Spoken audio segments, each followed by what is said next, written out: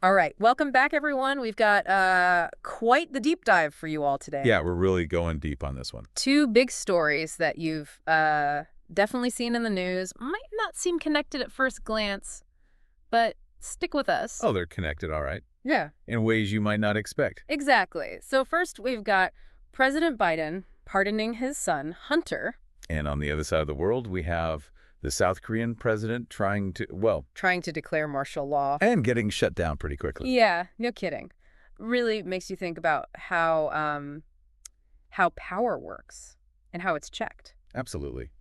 So let's start with Hunter Biden. Okay, so for everyone listening, we've been digging through tons of stuff. Legal analyses, political opinions, you name it. Even some international reactions. It's a big deal. It is. But it's not as simple as just, oh, a pardon happened. We got to look at the context. Right, because Hunter Biden was facing some serious time. Potential prison time, Yeah. yeah, for lying on that federal form to buy a gun while he was, Struggling with addiction. Exactly. And then the plea deal falls apart. Right. And suddenly, Bam. a pardon and the timing. Yeah.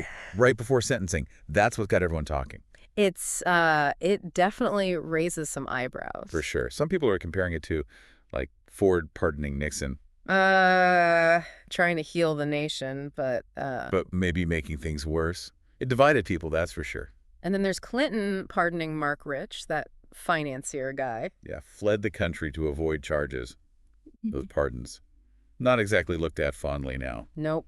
Investigations, accusations. It'll be interesting to see how this all plays out. Absolutely. And it's not even just the gun charge, right? Oh, you're talking about the tax case. Yeah, the one in California. Yeah. Still hanging over Hunter's head. Right, and some experts are saying the pardon doesn't touch that case at all. So what was the point then? Was it just about the gun thing? That's the million-dollar question. Yeah. The special counsel on that tax case. They're fighting hard against any attempt to dismiss it. Very interesting. Okay, so we've got potential legal battles on one hand. And on the other, we have South Korea, where things got, pretty dramatic, to say the least. Yeah, we've been looking at reports from journalists who were right there in the thick of it. Plus analysis from think tanks, even some leaked diplomatic cables. It's like a political thriller unfolding in real time. So, for our listeners, set the scene. What happened? Okay, so President Yoon Suk-yeol, out of the blue, he declares martial law. Whoa, hold on. Martial law? Yeah, he claimed it was necessary to get rid of what he called anti-state forces. Yep, those are his words. Which, given South Korea's history with democracy... That's a pretty big deal, right? Huge. And everyone was caught off guard. I mean, martial law, that's not just some words on paper. No, it has some serious implications. Absolutely. You're talking curfews, media censorship, even suspending trials. The military could basically take control.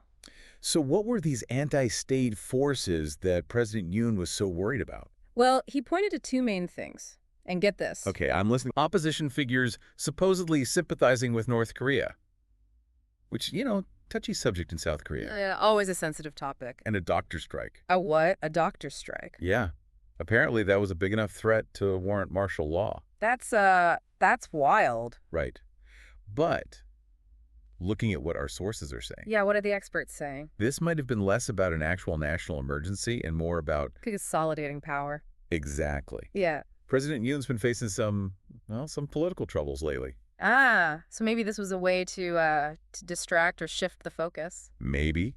But the South Korean parliament, they weren't buying it. Nope. They voted to overturn that martial law declaration, immediately. Yeah, it was a clear message. No way. This is an overreach of power. And then the military and police actually withdrew from the National Assembly. Things escalated quickly. And then de-escalated just as fast. And of course, we can't forget about the U.S., they're key allies with South Korea. Right, and they were not happy. The White House expressed serious concern. Especially because nobody told them what Yoon was planning. Yeah, no heads up at all. Shows you the balancing act the U.S. has to do. Supporting allies, but also, upholding those democratic values. Exactly. So here we are, two presidents, two bold moves, two very different outcomes. It's really something. It makes you think about power and how it's used. For sure. And how those boundaries are, they're different everywhere. And for everyone listening, this is why these two stories matter. They might seem separate, but... It's all about that tension. Leadership, the rule of law, and what the people want. Yeah, that's a good way to put it. In the U.S., we have this Pardon, which is legal, But raises some serious ethical and political questions. and in South Korea. A democracy saying, whoa, hold on. Too much power there. We're pushing back. And what's fascinating is how people in both countries have reacted. They're not just watching. They're debating, protesting, making their voices heard. It's a reminder that, well, citizens have a responsibility. To stay informed, to engage, to protect those democratic principles. Absolutely. And this is just the start of our deep dive. We're just scratching the surface here.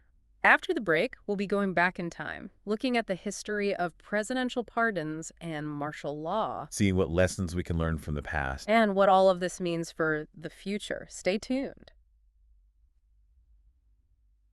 All right, so we're back and ready to really dig into these concepts.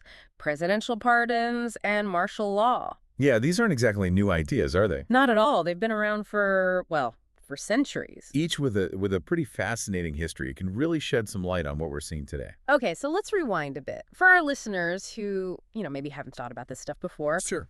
where do these powers even come from? Let's start with presidential pardons. All right, well, the power to pardon actually goes way back, like ancient traditions, English monarchs and all that. Kings and queens pardoning people. Exactly. It was seen as a way to show mercy, or fix a wrong judgment. Sometimes it was even political. Ah, so even back then. Well, yeah. And this power, it kind of carried over into modern democracies. And in the U.S., it's in the Constitution, right? Right in there. Article 2. It's not just something a president can decide to do on a whim. It's built into the system. Part of the checks and balances. But like with any powerful tool. It can be misused. Exactly. And history shows us it hasn't always been used responsibly. Oh, I bet. There must be some juicy stories there. Oh, there are. Lots of them. Pardons that caused huge controversies. One of the most famous examples. Lay it on me. President Ford pardoning Richard Nixon. After Watergate. Ah, yeah, that was a big one. Huge. Nixon resigns in disgrace, facing possible charges. And then poof, a full pardon. From his successor, no less. And people were furious. Some thought it was necessary to move on, heal the country. Others probably thought it was a slap in the face. Oh, absolutely. It caused a lot of damage. Eroded public trust, fueled all sorts of conspiracy theories. Made people wonder if anyone is actually above the law. Exactly, even a president. So a pardon meant to unite, actually divided. That's the irony. Yeah. And then you have Clinton pardoning Mark Rich. The financier, right. Yeah, the one who fled the country to avoid charges. Tax evasion, illegal oil dealings, the whole 9 yards. Not exactly a sympathetic figure. Nope. And the pardon happened in the last hours of Clinton's presidency. People saw it as a quid pro quo. Like a favor for a big donor or something. Exactly. Rich's ex-wife had donated a ton to the Democrats and the Clinton Library. It didn't look good. So, not the best track record for presidential pardons. Not always. And it's interesting because the Hunter Biden pardon... It does share some similarities. It does. Happened during a really tense political time. Questions about conflicts of interest, but there are differences too. Nixon and Rich, they were facing serious charges. Hunter Biden. A much smaller offense, relatively speaking. Right. So that's the debate, isn't it? Justice or political strategy. And what kind of message does this send? Yeah. What does this mean for future presidents? Good question. Legal scholars will be debating this one for years. And it's not just about the law, right? No, it's about how people see the justice system. If it looks like someone's getting special treatment. Because of who they know. Exactly. That makes people lose faith in the whole system. That's a good point. Okay, so we've talked about pardons and how messy they can be. Let's switch gears. Talk about martial law. You said earlier that President Yoon's attempt in South Korea. Oh, that was a surprise. Why is that? Well, with South Korea, they've had a tough history. Military rule, dictatorships. But they've become a pretty solid democracy, haven't they? They have. In recent decades, they've really turned things around. So when Yoon declared martial law... It brought back some bad memories. Exactly. For a lot of Koreans, martial law means a return to a dark time. Like they thought they'd left that behind. That's why there was so much opposition. Yeah. So fast and so strong. It wasn't just about him overstepping his boundaries. It felt like a threat to everything they'd worked for. All those hard-won freedoms. Okay, so break it down for us. What does martial law actually mean? In a nutshell, the military takes over. Civilian authority is basically gone. Wow. Curfews, restrictions on movement, no more freedom of assembly, censorship, courts suspended. That's intense. It is. It's a last resort. Huh. For wars or extreme emergencies, not for, Doctor strikes. Right.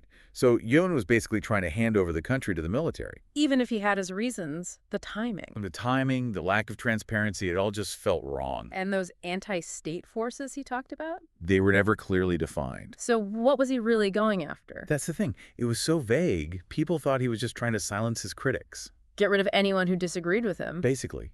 Some people think he was feeling the pressure, his approval ratings were dropping. Elections coming up. Maybe he thought this would help him hold on to power. So, in a way, both Biden and Yoon were using their power to deal with tricky situations. One went for a pardon, the other for martial law. And we've seen how both of those can have some serious unintended consequences. Yeah, it shows that executive power, it's a double-edged sword. It's necessary. But it can be abused. And it's up to the people, the institutions, the media, to keep things in check. To make sure that power is used responsibly. Exactly. It's a balancing act. Strong leadership, but also protecting individual rights and freedoms. It's a lot to think about. It is. But that's what makes these cases so fascinating. They force us to really examine what power means. The limits of authority, the responsibility that comes with leadership. And that's what we do here on the Deep Dive. We take these complex issues, Break them down, make them understandable. so our listeners can form their own opinions. Informed opinions. Yeah. Based on facts, not just, whatever they see on social media. Right. So, as we wrap up this part of our deep dive, What have we learned so far? well, we've seen that presidential pardons and martial law, Seemingly different, but they can both be used to concentrate power to get around those checks and balances. and potentially damage democratic norms. It's a bit sobering, isn't it? It is. But it's also empowering Yeah. because it reminds us that we, as citizens, We have a role to play. in protecting our democracies, staying informed, thinking critically, holding our leaders accountable. Which brings us to a really important question for our listeners. In this crazy, interconnected world, Where information spreads so fast and it's hard to tell what's true, how do we make sure that democracy not only survives? but thrives. That's a big question. And in our final segment, we're going to look at some amazing examples Of people all over the world. pushing back against authoritarianism, demanding transparency, fighting for a better world. Stay tuned. It's easy to get kind of caught gloomy thinking about all this. Yeah, these are heavy topics. Presidential pardons, martial law. It feels like a lot of power concentrated in just a few hands. It is a lot of power. But what's interesting is we've also seen a lot of pushback. That's true in both cases, with Hunter Biden and in South Korea. People didn't just sit back and accept things. Exactly. We saw scrutiny from the media, legal challenges, public outcry.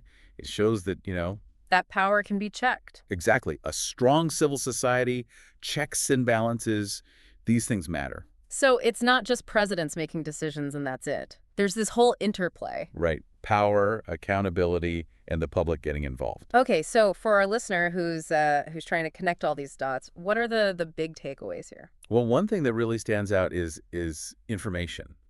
Access to information is crucial. Yeah, in both cases, knowing what was happening, it shaped how people felt. Right. And it held those in power accountable. Think about it. Investigative journalism, legal experts weighing in, even just people talking on social media is all helps to, Shine a light on things. Exactly. And it sparked important conversations. We saw that with Hunter Biden, all those reports, all the details coming out. And in South Korea, social media was like a lifeline for people. Sharing news, opinions, organizing protests. It shows that we're not powerless. We can inform ourselves and each other. But, and this is important, Oh, this is huge. it's not just about getting information. It's about, Thinking critically. yeah, we're bombarded with information these days, and not all of it's true. Exactly. Misinformation, disinformation, it spreads so fast. So we got to be careful. We got to ask questions, consider different perspectives. Don't just believe everything you see at first glance. Which brings us to something we touched on earlier, historical context. Right. Knowing what happened in the past, It can help us understand what's happening now. it gives us a roadmap Mm-hmm. for how to navigate these tricky political situations. Totally. When we look back at other controversial pardons, Gordon Nixon, for example. we see how those decisions, they can have these ripple effects. Long-term consequences. For public trust, for the rule of law. Even for how we talk about politics. And in South Korea, knowing their history with military rule, It helps us understand why the parliament reacted so strongly. they knew what was at stake. They knew that martial law could really set them back. and they acted fast to protect their democracy. So we've got these two cases, seemingly very different. Pardon.